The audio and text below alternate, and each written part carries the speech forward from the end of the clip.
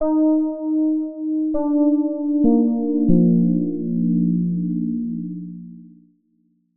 we're glad you're here to talk about a topic that we may be able to make some progress on at this legislative session, actually giving workers the money that they're owed, which would be a radical concept. And Rob Schofield, Busy Policy Watch, is here to introduce the event and our panelists. So thanks for coming. Thanks. Y'all, I hope y'all recognize that this is also going to probably land you, if you're not already on the map of the left. By coming to today's event, you've probably branded yourself. So just wanted to have that disclosure here at the outset. As Chris said, welcome to our first Crucial Conversation in 2015. I want to also acknowledge our online audience. We'll have lots of people watching the video recording of this event around the state. We have a lot of calls of people from other parts of North Carolina that wanted to be here today. We're glad that they'll be joining us online. We've entitled this event today, Fraud in the Workplace, How Numerous North Carolina Employers Are Cheating Their Competitors and Stealing from Employees and Taxpayers, and What We Should Do About It. And I must say, I originally had floated the topic, or the title I was going to use, and I got shot down by some of the folks that said I was going to call it Horrible Bosses. That was my idea for the title today, but we didn't want any people to misunderstand, since we have a very non-horrible boss speaking today. But as we noted in the announcement that we sent out, there's a multi-million-dollar crime spree underway in North Carolina, and unfortunately, save for the efforts of a few intrepid journalists and lawyers, it's a problem that's mostly being ignored or swept under the rug. The issue is wage theft and the misclassification of workers by employers. And as Raleigh's News and Observer reported in a special report last fall entitled Contract to Cheat, see it right behind me here, employers treat many of these laborers as independent contractors. It's a tactic that costs taxpayers billions of dollars each year. Yet when it comes to public projects, government regulators have done nearly nothing about it, even when the proof is easy to get. The workers don't have protections, the companies don't withhold taxes, and the regulators don't seem to care. So today we're lucky enough to be joined by the lead author of that Contract Cheat series, Mandy Locke. Mandy is an investigative reporter with the News and Observer here in Raleigh, and since joining the paper a full decade ago, she's written extensively about the legal system, child welfare, and hospital disputes. Her investigative work has been honored nationally by the Michael Kelly Award and the Gerald Loeb Award for Business Reporting. She'll be joined today by Raleigh businessman and non-horrible boss, Doug Burton. Doug is the president and owner of Whitman Masonry and one of the numerous North Carolina employers who treats his workers fairly, plays by the rules, and is regularly disadvantaged as a result of the state's lax law enforcement in this area. And then finally, we'll hear from my colleague Bill Rowe, who's general counsel and director of advocacy at the North Carolina Justice Center. He'll discuss some possible legislative and law enforcement solutions to this problem. And as Chris alluded to the fact, one of the reasons we're really excited to have this, and to hear from Bill too, is that this is one area where maybe there just kind of sort of might be some progress in the 2015 General Assembly. That's not something we can say about a lot of issues that are before the legislation this year. It's not getting off to a promising start, but there is some hope that maybe this is one area where at least our elected officials might actually be shamed into doing something useful for the public. So, without further ado, let's hear from Mandy, who's going to do her PowerPoint presentation. We may need to do a couple switch-offs of computers after Mandy speaks. Bear with us, but we'll start with Mandy. Thank you. Thank you. I'm delighted to be here today for no other reason than I get to tell my husband that some people are so eager to hear me talk they actually take a break in their workday and come out. And just noting what Rob said, for the record, I on the map am due north. I am not left, I am not right, I am Switzerland journalist. But I do tell the truth, and that's what I want to talk to you about today. If you were awake and alive and in town and a literate person in September, hopefully you saw some of the work that we did about this very topic in the News and Observer. It actually became a national project for our parent company, McClatchy, and it was the most ambitious project we've ever done as a newspaper company. And why this topic? Well, if you bothered to come today, you probably are already a believer, but I'll go ahead and tell you anyway. It's because it touches everyone. There's not a single person in this economy that is unaffected by this problem. Some much more than others, clearly the workers, the honest business person, but the taxpayers too have a lot of skin in the game here. This was the... I may ask you to use the microphone. Okay, gotcha. Sorry, a few of our That's folks in the all right. back. Maybe it'll just We'll do that. hold it. Yep, I'll do it. Sorry, I know it's going to be everybody clip it on? Yep. I'll hold this. Okay, a little wardrobe change here. Does that help at all? Yeah. Okay, great. Good. So this was the headline of our first day's story. These 6 little words, North Carolina's $467 million problem. To get to these 6 words, thousands of hours of research and reporting, about 2,000 miles on my Honda CR-V.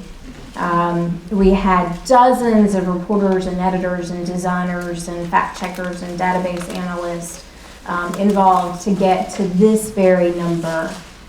Needless to say, in 2013 and 14, this number was my holy grail. Let me take one step back and you'll understand how Doug Burton and I intersected in 2012. I began my work on this problem of misclassifying workers who should be employees as independent contractors in 2012 when I got a call one day from Doug Burton. I had been spending some time earlier that year reporting a really sort of tedious and boring to most everybody story about how tens of thousands of North Carolina businesses were shirking their responsibility to purchase and provide workers' compensation insurance. It was a huge problem for the people who were caught up in it, but most people didn't have any reason to be concerned. So Doug was one of the few people paying very close attention to those stories. And like many great stories, it kind of happened accidentally when he called me that day. Doug didn't want to be a poster child for this story. He had enough trouble as it was. His business had been faltering because his competitors were able to shave 20% or more off their labor costs by virtue of pushing their workers off their payroll into this independent contractor limbo. But Doug, as a private citizen, had done just about everything he could think to do. He called every number he could find for every legislator, everybody he'd ever voted for, anybody who had been appointed to lead some agency that might somehow touch this issue of worker classification. And he got nowhere. So Doug ended up with me. And it was at that point that Doug and I started to explore this issue. And I remember the word that Doug used in that first conversation, and it probably comes up in every conversation Doug and I have after that initial conversation, which is, this is criminal. This is nothing short of criminal activity. We reported in August of 2012 about the practice of misclassification, the human impact. We talked to some workers who've been forced to work in this really sort of imprecise and vulnerable working situation. We highlighted Doug. Without meaning to, Doug did become the poster child for this issue and remains so today. So fast forward, at the end of 2012, I was left with some really nagging and pressing questions. Who's doing this? Why are they doing it? How often is it happening? And the really big question, what is it costing us as a state? That's when I started collecting, and when I say collecting, I really mean collecting. My workspace is a fire marshal's nightmare. I began to collect these forms. These are Davis-Bacon payroll forms, and they're collected on any sort of job that has federal funding attached to it. And for very simple and good reasons. The federal government wants to make sure that any project they're putting their money behind, the workers are paid a wage that they deem appropriate. So every private company that is engaged in these publicly supported projects has to submit every single week payroll reports showing that they paid their concrete finishers, their roofers, their painters, the wage that the federal government deems appropriate. So these records became our Rosetta Stone. You can see from this record that you see a bunch of workers, you see that they're getting, between $10, $15 an hour. But what's on the left side of the form wasn't as interesting to me. It was what was on the right side of the form. These 6 little boxes here, where if you were looking at your employer's payroll form, should be filled with tax deductions, was blank. Some of the employers put explanations such as 1099 employees, which doesn't exist. Others put subcontractor, some said employee pays own taxes, and then some didn't offer any explanation at all. They just left it blank. So using these payroll forms and talking to a lot of people, IRS agents, labor investigators, to determine if these individuals could legitimately be independent contractors, we were able to make some determinations as to the rate of misclassification on these federally funded projects.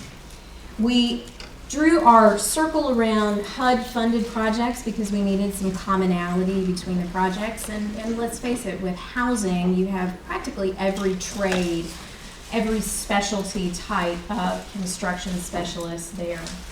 So it gave us an incredible window into what was happening in North Carolina's construction industry. Pretty soon we realized that this was not a North Carolina problem alone. These were federally funded projects. The federal government had a stake here. And so, sure enough, the involvement, the relationship of the federal government in these projects slowly became clear to my colleagues and I. When the stimulus project came about in 2009, they pushed a bunch of money, much needed money, into the economy to get workers back to work. But one of the things that they neglected to do was to task anyone at any level of government with the responsibility of making sure these workers were appropriately classified as employees. Just no one told them. Earl Devaney, the head of the stimulus project, told us nobody told him to do it. He had a lot of things to worry about, and this wasn't one of them. The head of our stimulus office wasn't told to be on the lookout for it, and certainly everybody at the local housing authority and the local city government wasn't told to be on alert for this problem. So as a result, we ended up finding that as many as 35% of the workers on these multi-million-dollar HUD projects in North Carolina were improperly treated as independent contractors. We bore down on a project in Fayetteville looking really closely at the companies and the workers because we wanted explanation. How did they end up in this situation? What did the company owner perceive to be his responsibility here? I met a worker named Gerald Hammond who had sought refuge in the north where there was work going on for much longer, and he'd finally come back to North Carolina to reunite with his family because stimulus money was making jobs more plentiful. He ended up being misclassified, earning $10 an hour, building this project in Fayetteville. I met a company owner named Robert Scherzer who knew that this practice was improper, but he couldn't figure out a way to make the numbers work any other way because every single one of his competitors was doing this very thing. My colleague and I fanned out across the state because we actually, with these records, we knew who the workers were. Supposing that the company owner hadn't made up workers, we actually had real individuals that we knew were being misclassified. So we traveled all over the state looking for these workers, and these were our darkest days on this project, I'll be honest. We called numbers that had been disconnected, we knocked on doors that were never opened. We walked around vast apartment complexes trying to find workers. We didn't have an apartment number for them. And pretty quickly, my colleague Franco and I determined that what we were not seeing was as much a part of the problem as what we were seeing. These workers were transient. They were in the shadows. In other words, they were not going to be the people who stormed the General Assembly every spring demanding that this problem be corrected. And by virtue of that, the problem was able to persist. The workers that we did find told us really stunning stories. Misclassification for them often was the tip of the iceberg. Often they wouldn't get paid at all for their week's work. Some of them were told they had to go out and purchase their own ghost policy, minimum premium workers' comp policy in order to do the work on the project. One woman that I talked to made $8 an hour cleaning asbestos-filled apartments, and she was told to purchase her own cleaning supplies in order to do her job. And this was all happening on federally funded projects. Immigrant workers were hit harder. I would say that at least half, maybe more, of the workers that were misclassified had Hispanic surnames. Many of the workers that we found were undocumented. Everything was exacerbated for these workers because of their status. We did some math here and compared some census numbers, and I want you to blink and make sure that you're actually registering what I'm saying here. Wages over time for construction trades, we laid out a few, fell. And at the same time, the poverty level, the amount of money that it takes for a person to actually live and survive in the world, gradually went up, such that in 2012, the federal poverty level for a family of 3 intersected with the annual earnings for a carpenter. We talked to many company owners doing it the right way. We talked to many companies doing it the wrong way. And time and again, I talked to company owners who said, yes, I know it's wrong. Yes, I know it's wrong. But you know what? They let me turn in the form this way. So I took that as permission. I saw their unwillingness to tell me that this was inappropriate as permission somehow for treating my workers this way. The good news is that some states have figured it out. Our colleagues in Illinois and New York went on the ground and they collected many records, and guess what? They didn't see anything like we did here in North Carolina. Every single worker listed on their payroll reports for publicly funded projects was treated as an employee. Why? Well, there are several reasons. Their states have been very aggressive with enforcement. They have laws that complement the federal laws to strengthen the state regulators' ability to crack down on these workers. And also there's that big, bad, controversial word called union that is a factor in these states. Since the project, my colleagues and I have just kept working. There's more to do. There's so much more going on here that needs reporting. We've done some stories about what our State Department of Labor is or is not doing about this problem, what efforts are specific to North Carolina that could be addressed. We found some pretty startling statistics about what actually becomes of complaints from workers who say they have not been paid on the job. And we'll keep at it. We'll keep looking at this issue while others are trying to bring about some change in the General Assembly. I urge you to keep up with us. My Twitter account is mysteriously missing from here, but it's at Mandy Locke News. That's my email address if any of you have any questions or concerns, and I'm delighted to be here. And I don't know if we have time for questions later, but I'll take them if I can. We will. Great. Mandy, thank you very much.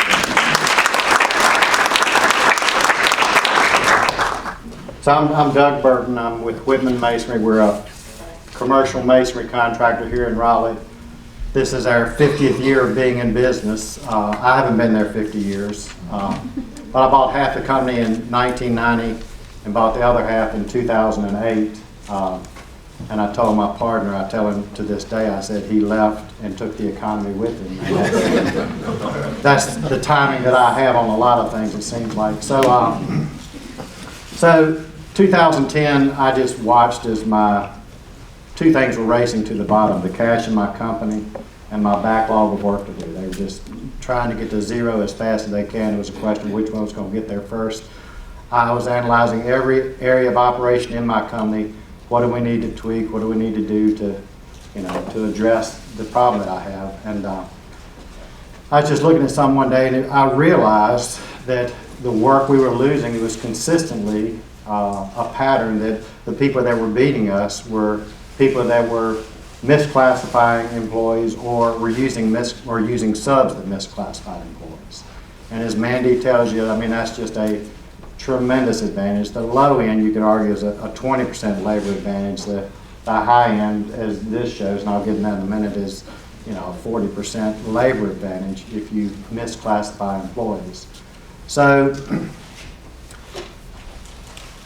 I said, I knew what the problem was. I mean, I'd been hearing about it all along. I felt it. I knew it. I knew people were subbing out labor to people that either didn't even send them a 1099 or just misclassified them and maybe sent them a 1099. W-2 was unheard of. So I said, I'm going to combat this weekly somehow. It's affecting my business and legitimate business all across this state. I'm going to do something about it every week, which I was not able to do just for time constraints. But I'm leading up to how Mandy told you how I met her, which was true, but I'm going to tell you why I called Mandy. So that was February of 2011 is when first person I contacted was the North Carolina Department of Revenue with some specific items. And I'm just going to read you who I personally met with across the desk from. Not talked to, talked and met with. I've met with the Department of Labor, a high up Department of Labor, the North Carolina Department of Revenue. I met with the Division of Employment Security. Ended up getting audited by them, but I don't, I think I got audited notice before I met with them, because once they came to audit me, I just drilled them. I said, who can I talk to? I met with my U.S. Congressperson. I met with the U.S. Department of Labor. I met and spoke at the Purdue task force that was assigned to combat this.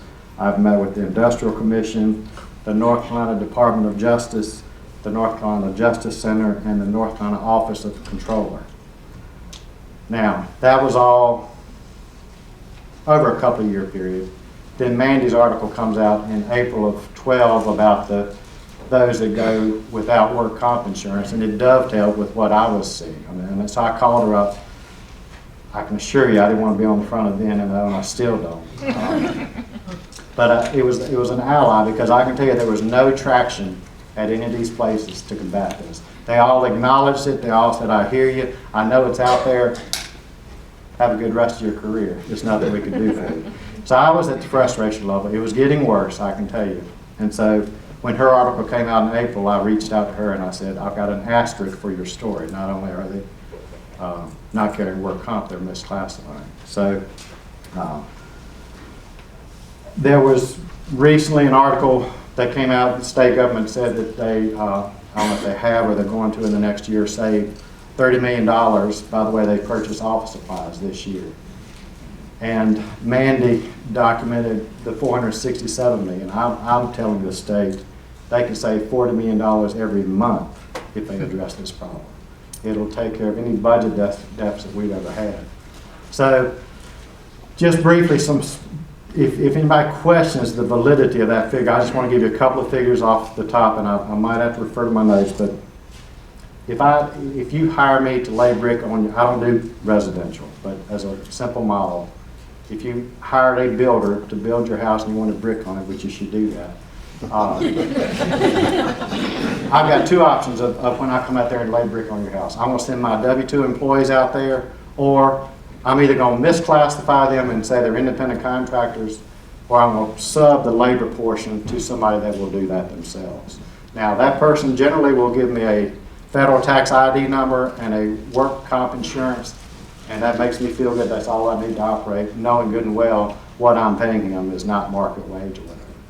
So last year, my company, doing commercial masonry, and on the radar, I don't hit the radar, but there are companies in North Carolina that are a whole lot larger than I am doing masonry. There are a lot of companies that are smaller, but I'm going to give you some specific numbers from my company just to let you know the real numbers. Our field employees, those are bricklayers, laborers, operators, superintendents, our payroll last year was $1,048,000. And I did 5 things as far as withholdings go. Or my additional cost to paying that wage, $1,048,000, I did 5 things. I paid for their work comp insurance. I paid their North Carolina unemployment. I paid their federal unemployment. I paid overtime. Oh, and I matched their Social Security. Those 5 figures cost me an additional $229,000.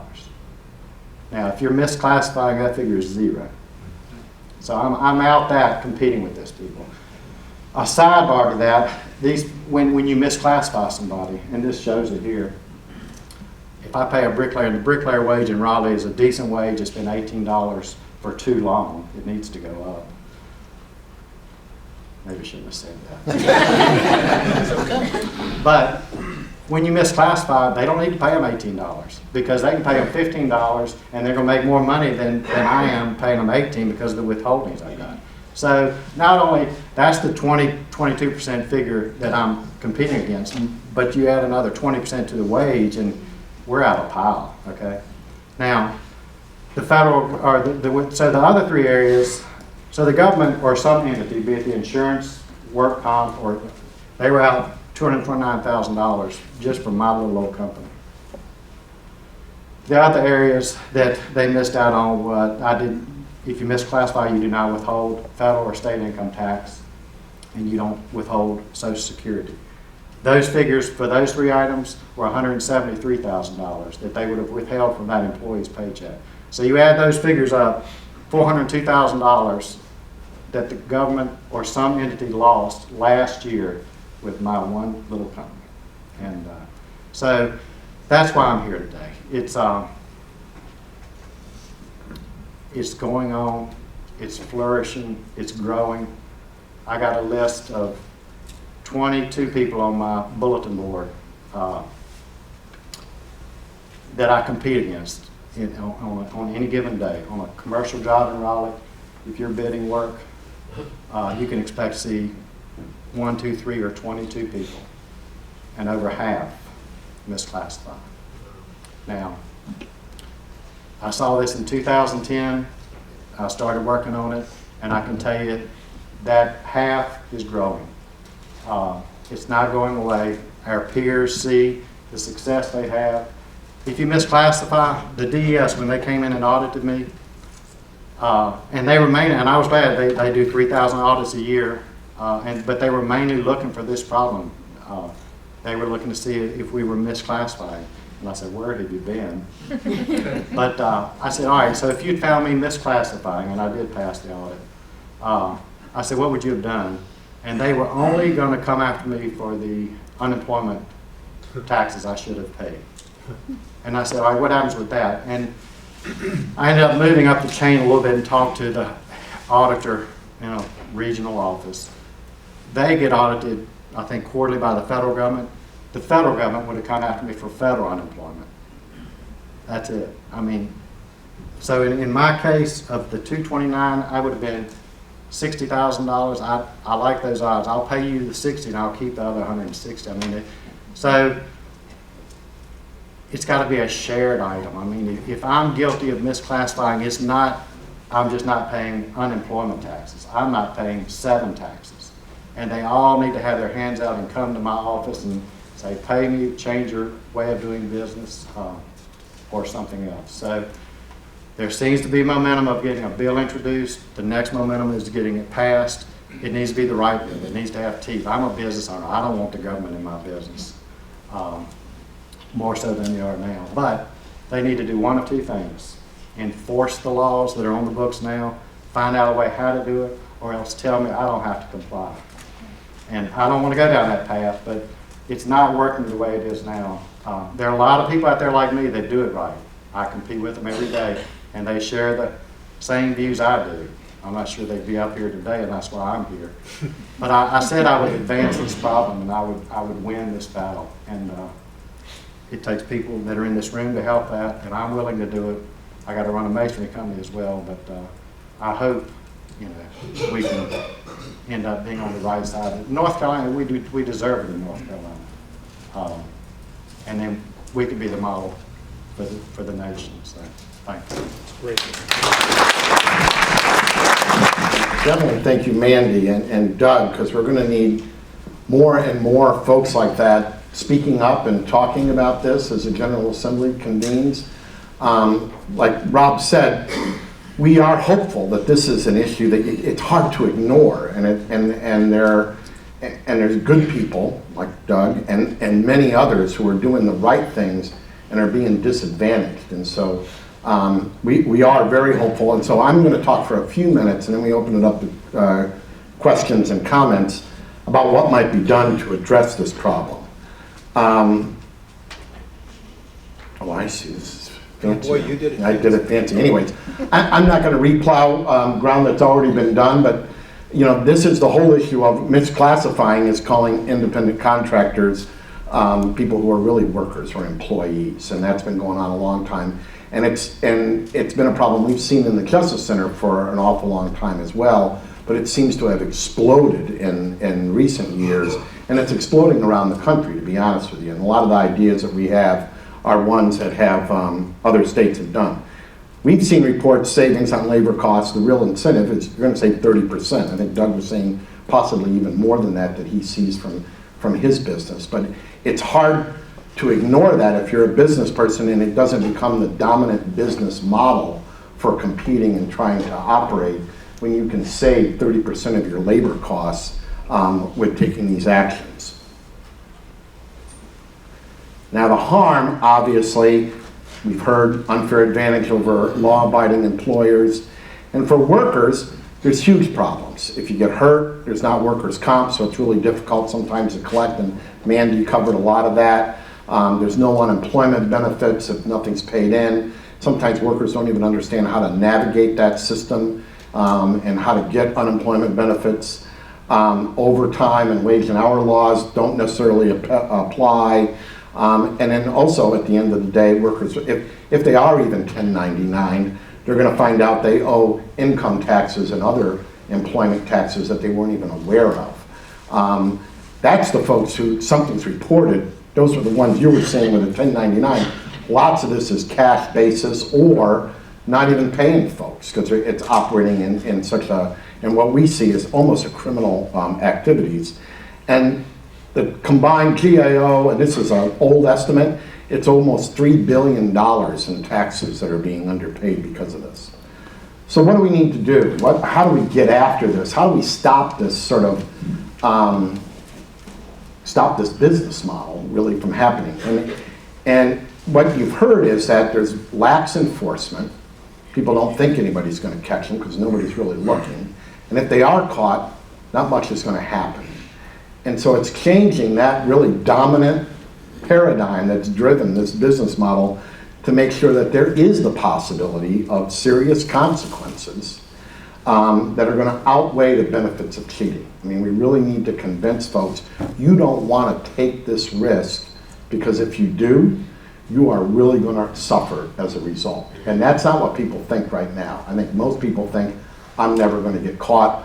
And so are these 10 ideas, we'll see how many of them get traction in the General Assembly. Some may. All of them have been tried by other states, some of them by southeastern states as well and border states. So we're hopeful that something real will be done. But whatever gets done, it has to be a real deterrence. It can't be sort of window dressing. So one of the first things we've talked about is creating an Employee Fair Classification Act. I mean, making a public policy statement that if you misclassify workers, it's illegal. Because the way it's done now is if you don't have workers' comp, there's a problem. If you don't pay unemployment taxes, it's a problem. But one issue is out there that if someone isn't laid off, someone doesn't get hurt on the job, someone doesn't complain about their pay, then it's never an issue. It's still cheating going on, but it's never uncovered in any way. And so there's some models out there where you have an act and you make it very clear what the definition is of an employee and an independent contractor, and very clear statements about it being illegal.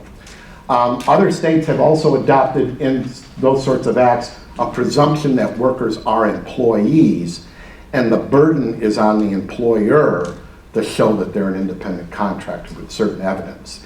And so that makes it sometimes difficult for an employer to be able to show that if they've really gamed the system.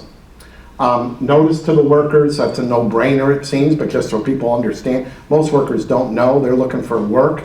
I gotta get paid, you're calling me this or giving me that or not calling me anything, but to let them know there's a difference and what it means so that they may be informed. And probably number 4, which is the most controversial with business folks, is creating a cause of action for workers. A number of states have created a private right of action for employees who are misclassified to sue their employer for either actual damages or other penalties to make it hurt. And we support that idea because we think strict and tough enforcement by the agencies is needed, but it's never going to be enough. It's never, ever enough. And if you're really trying to get after this problem, you ought to be throwing everything you got at it. And so this is given the opportunity for workers. And they're not going to be filing a lot of these lawsuits because lawyers aren't going to do them unless they have a good case, and unless you make sure that there's some tough penalties at the end of the day and that you can collect attorney's fees if in cases happening. So our view is that it's not an either or about giving the rights to workers and having tough enforcement. It's a both and, that we need to do both. And increased agency enforcement is huge. And saying the rules are on the books, and we're going to hear a lot of that as this gets debated, because we've heard it already from some folks in the business community, is we don't need any more regulations. We've got enough rules. It's all about enforcement. And part of that is true. Part of it's true, but those agencies need staffing. I mean, we've heard, and Kate Wilmer-Dieters is sitting here with us, who had filed lawsuits, and we've heard about how short-staffed the Department of Labor can be, how they're not able to necessarily get after and investigate and go after employers because they don't have the staffing. But you also have to have penalties and sanctions that are going to get people's attention. And so we would advocate that has to be done. Number 6 is very interesting. Florida has this and is very aggressive with it. A number of other states do as well. And it's where you give to some agencies. It could be the Industrial Commission alone. Some states give it to more, like Division of Employment Security or even the Department of Revenue or Department of Labor, the ability to issue stop work orders when they find out someone is misclassifying and hasn't either paid their unemployment taxes or purchased workers' comp. And that really gets an employer's attention, because what's going to happen is they have to stop working. They have to shut down. And in Florida, we've heard from folks down there who work in this area, they're very aggressive with that. And that if you keep working after a stop work order, then you're really looking at trouble and jail time and really getting after folks. So again, that's another tool really for our agencies to get after people. And I think the Industrial Commission has expressed some interest in wanting to have that authority when they number 7 is a number of state Department of Labors are signing these memorandums of understanding with the U.S. Department of Labor to try to share data and statistics and work together. I think the most recent state to do it was Florida as well. A number of states are doing it. North Carolina has not done that yet. It's a simple thing to do, an easy one. I'm not sure it's going to make all the difference in the world, but it seems as though we ought to be cooperating and sharing information with the federal government as well. Number 8, and this seems to be a no-brainer too, but if you're cheating and you're defrauding the people in North Carolina, you should be barred from state contracts or any incentive programs, especially we're talking about more incentives these days, but that if you're cheating to get those contracts, you should be banned from being able to participate. Number 9, which is an interesting one, and we've heard from business folks, is let's have some sanctions within the business and professional license laws, that if you are a cheater, maybe random audits and maybe some more attention from the licensing entities for the various occupations, that they can get after people in a serious way. And number 10 is trying to tie it all together. It's a little bit what Doug was saying, where DES comes to them and says, well, I'm only care about unemployment taxes. Well, a lot of states have created these state task forces. That sounds like a lot of baloney, like what's a task force, what are they going to do? It really requires that they be tasked, that they be sort of given authority and also ordered that they're going to be getting after this problem and reporting to the legislature what they're doing to root it out, and that they share information. And that's been talked about, and I think the state is starting to think about how to do that. This would give it a little bit more organizational and system piece to it. Massachusetts, which I know is not the state we often use as an example for doing things, but they have a task force who's just issued a report recently, and it was very helpful. I mean, it was interesting because of what they had found, how they had shared information, how they had stopped these practices, and how much money they had recovered. So this is our top 10.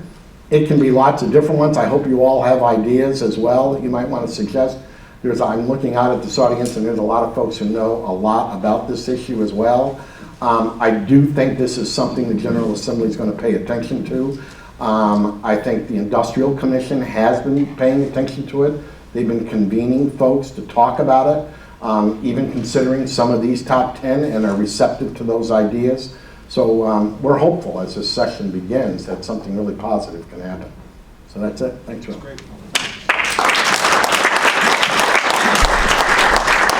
three of you come sit over in these three chairs so we can take some questions from the audience. You can maybe take those mics with you in case we need to pass one around or something like that. And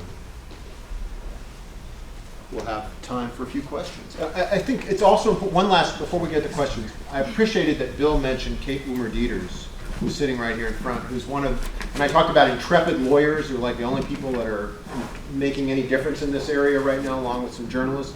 Kate is like the classic case of an intrepid attorney who just has been a bulldog on this issue. Mandy actually featured one of her cases in a recent story in the News and Observer. She just didn't let this go because, and it would take someone like Kate who was going to have to pursue this with understanding as a legal services attorney, essentially working at the Justice Center. She's not going to get paid any money for this. It wasn't a huge amount of money, but for the employees that she was helping who had had their wages stolen from them, it was a huge deal. And so she deserves our congratulations on that work, and thanks for doing that as well.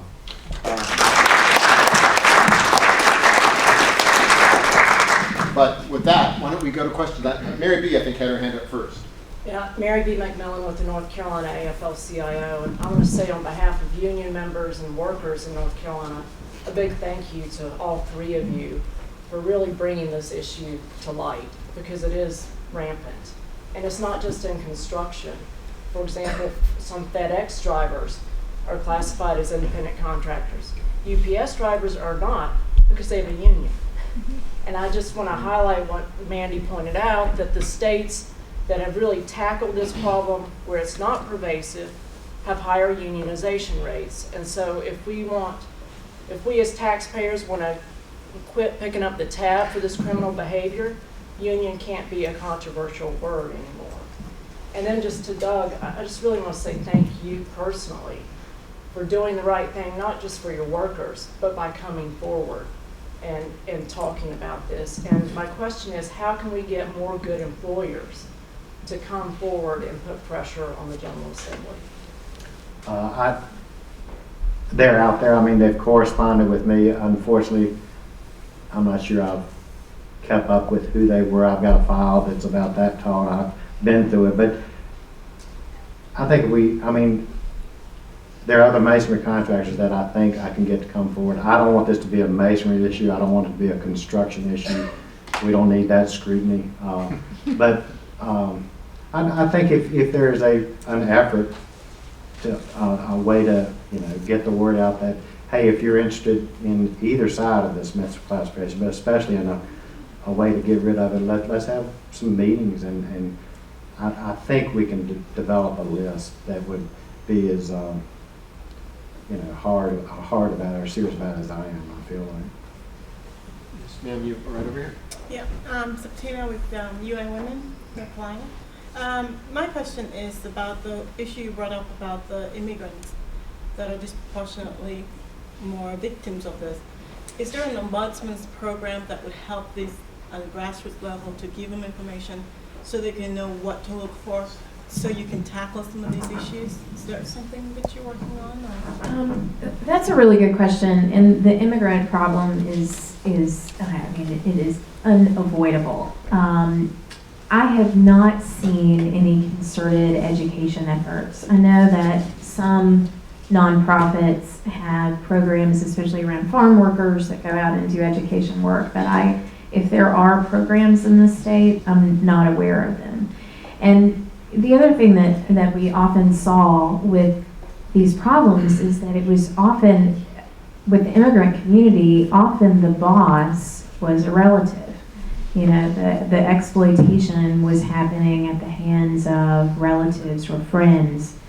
And then the other thing that has started to happen, especially within the construction industry, is that, as Doug was mentioning, the labor broker phenomenon. A lot of business owners have tried to shield themselves from the possible scrutiny, and they have tapped some Hispanic workers to act as middlemen labor brokers. And so in some scenarios you have the Hispanic worker actually then going out and do the exploitation of that worker. So the answer to your question is I don't know about it, but I think the opportunity is there. How about in the very back? I'm an attorney with the North Carolina School Boards Association. I'm actually going to be presenting on this topic to our finance officers in a couple of weeks. And where do you see this? I have struggled getting my hands around the definition of independent contractor employee. So do you see it potentially becoming simpler? I mean, instead of just maybe adding more law, do you ever see, have you heard from anybody that maybe we will just have maybe a bright line rule? Because I think there's good people out there that, because I don't think it is a construction issue. I think there are good people out there that really don't know, and they just kind of flip a coin half the time if they have somebody coming into work as to whether they should make them an independent contractor or an employee. Whoever. I mean, I can say that no, the definition is not simple. And that's it's challenging even for those of us who do this work for a living to sometimes explain to people the definition. I try to talk to people about, think about the way you treat the plumber who comes to fix the toilet at your house. You don't tell him when he's going to come. You don't tell him how much he's going to charge. You don't tell him how to fix the toilet. You don't tell him anything about how to do the job. He tells you. He tells you when he's going to show up. He tells you how much he's going to charge. He tells you how he's going to fix the toilet. That's a true independent contractor relationship. When you start getting into, where you are controlling all of the aspects of the relationship, the pay, the hours, the manner of the job, the financial profit and loss. When you are starting to control all of those things, you are the employer.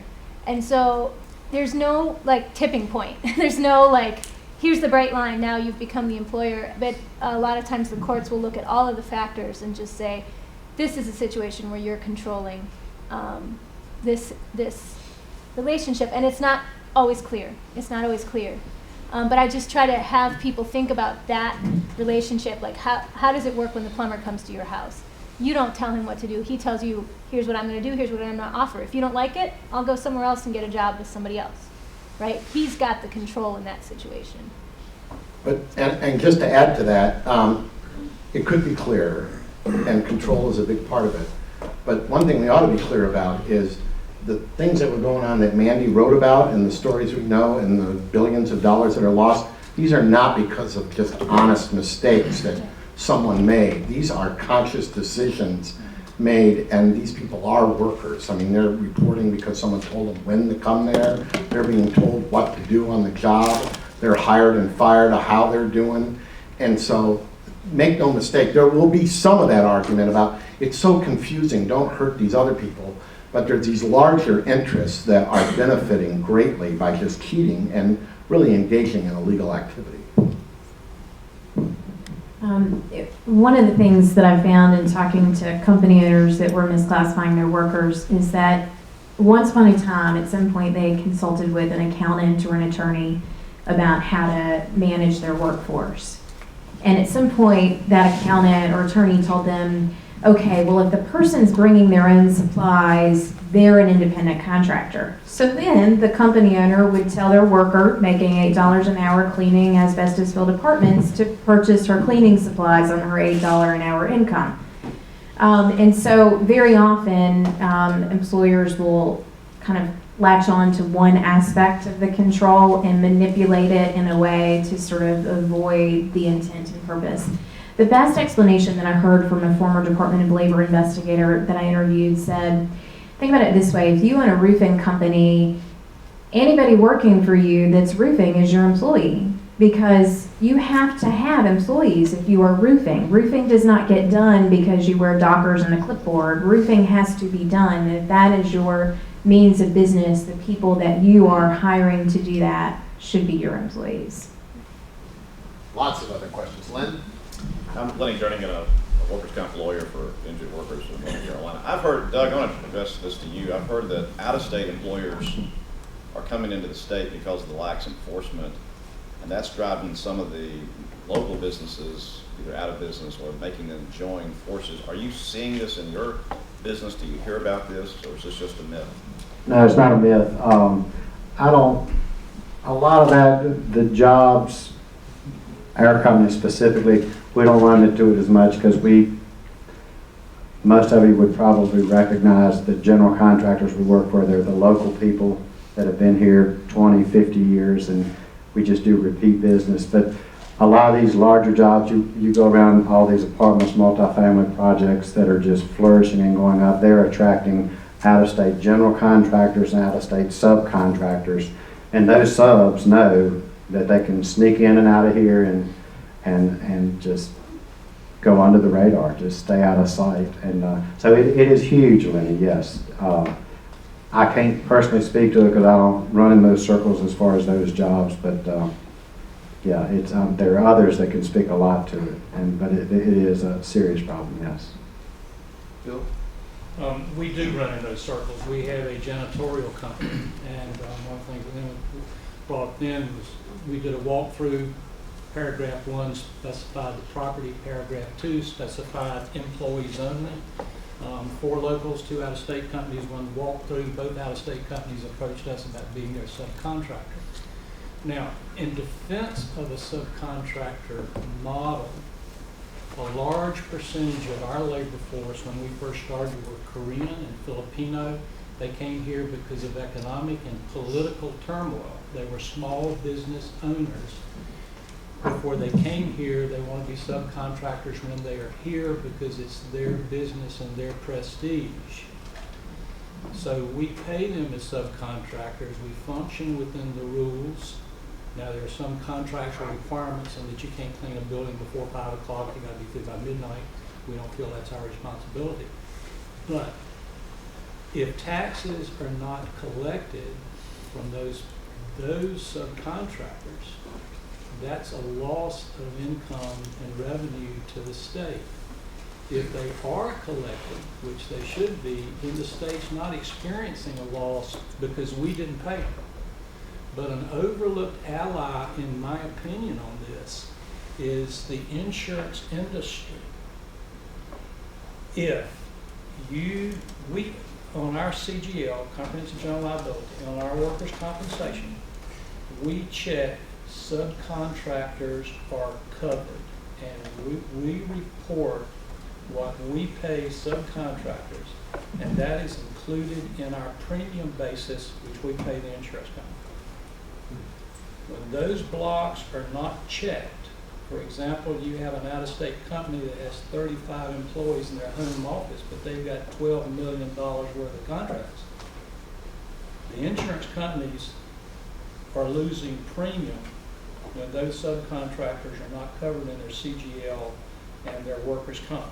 Now, this not getting into the debate about are they really subcontractors or not. This is a potential gorilla in the room that could be an asset because the insurance industry is losing a lot of premium dollars when their CGLs and their workers' comps don't include subcontractor basis, and it's a potential ally in this time. And we experience the same thing that he goes through. We get clobbered by paying the unemployment insurance on the 80% of our employees who are employees. It's painful.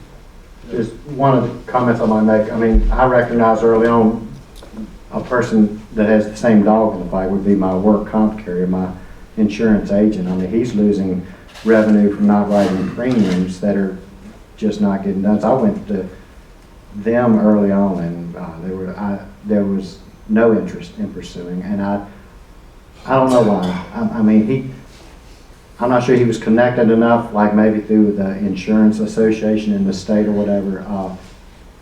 But I was told later that the insurance companies, and believe me, I get audited, as most business owners do, every year by their work comp and liability insurance company. They come in to verify our premiums, match our payroll. And they probably hate coming to my office because I just drill them about, how you can perform a better audit, how you can come into my office and detect that I'm misclassifying or not sending out, and they know they're going to get it every year, but and they can't give me any answers. But somebody told me recently that the insurance companies are content with the margins they're making, and they're not interested in pursuing this lost premium. Now, factual of that, I don't know, but it was plausible because it certainly makes sense that I haven't gotten any traction from the insurance end of pursuing it.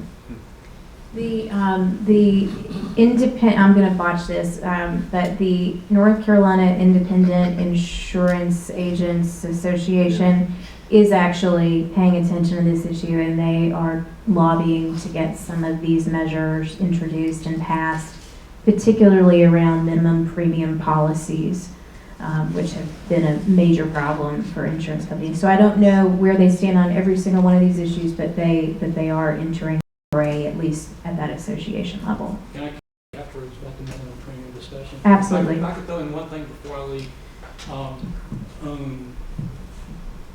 Lack of government interest. Tennessee got legislation passed where state government contracts were not obligated to take the lowest bidder. North Carolina has to take the lowest bidder in few exceptions. So if you get a place where NC State put out a contract where they had bad cleaning, so they specified that you have to put in so many hours, in each building. And when we saw who got the bid, we realized that there is no way on God's green earth that they could be putting labor in those buildings for that many hours to be coming within 70% of the minimum wage. Then we knew that you've got a government organization that is afraid not to take the lowest bid. And we run into that a lot with state contracts. Jeremy Sprinkle, AFL-CIO. Thanks for the presentation. I want to piggyback a little bit on Mary B's comments. And so my question is for Doug and for Mandy. Doug, are you a member of the Chamber of Commerce? No, I'm not. You're not a member of the Chamber of Commerce. So Mandy, I'm interested in what's the chamber saying about this? I mean, these cheaters, are they members of the chamber? Or the contractors out there, folks like Doug who are abiding by the law, following the rules, and paying their workers as workers, what are they getting out of the Chamber of Commerce by way of advocacy towards tackling these cheaters that are presumably undermining the profitability of North Carolina businesses? Are you going to make me take this? I don't want to talk about it. Well, I'll just say this. I don't fully know what the chamber's stance and position is, since I got some general comments from them a few years ago about that they don't encourage or support these practices. I do have an observation from hearing from hundreds of business owners struggling in this environment, much like Doug, and that is that the business community is exceptionally disorganized in this state. They don't belong to associations. They don't belong to the Chamber of Commerce. If they do belong to an association, it has such a narrow specialty that they may not have somebody at the General Assembly with regularity. The other thing that I observed is that they would often independently call, much like Doug did for years, members of the cabinet or various agencies, and just simply never get a phone call back. So I think that now there is new energy, new mobility in Texas. In fact, there have been a lot of business owners coming together and, for lack of a better way of explaining it, practicing a shaming technique, saying, we are doing it the right way. We will only do business with people doing it the right way. And if you are not a member of our association, assume that they are not doing it the right way. So I think that there's definitely models for the business community on how to take a lead on that. And I'll just say, we had some preliminary meetings with, I'll just say, the business community, which would include, the chamber wasn't at the table, but these folks were representing them. And their dominant message was, we don't need more regulation. But the good part of what they were saying was, they recognize there's a problem, and that there's a problem with enforcement.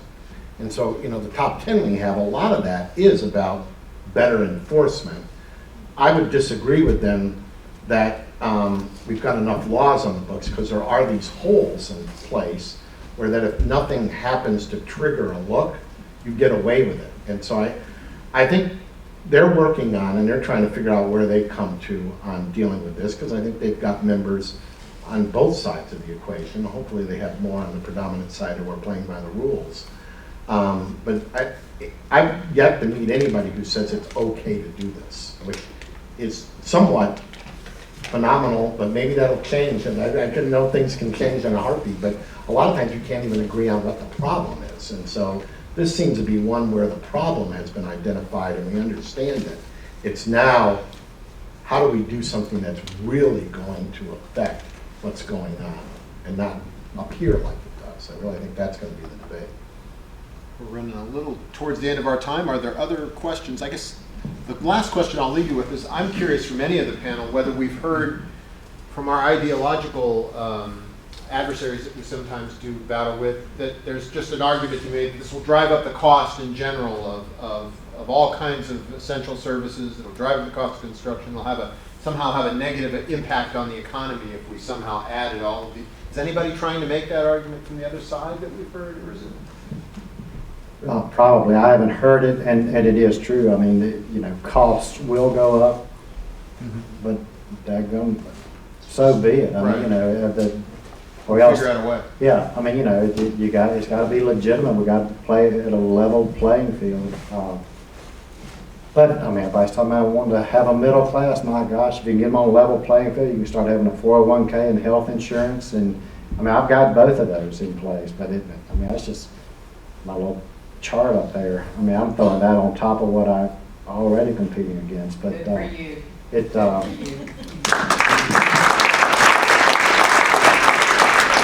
so you can argue costs are going to go up. Business owners probably do that. General contractors would argue that my costs are going to go up, but they should. I mean, we need to put it in our price and afford it. So. Well, with that, Len, did you want one last comment? Costs can go down in certain regards. Everybody's paying to the system for workers' comp system, for example. That price should decrease for the employer. Same thing with general health liability insurance. I mean, really, your costs are going to go down, and you're going to be putting more money in the economy. Your business is going to get better, so you're going to make more money. So it's a big circle that goes together. I don't buy the argument that it's going to inflate costs necessarily. Just trying to anticipate what I'm going to hear the next time I go on talk radio. Well, I thank you all very much for coming. Join me in thanking our wonderful panel.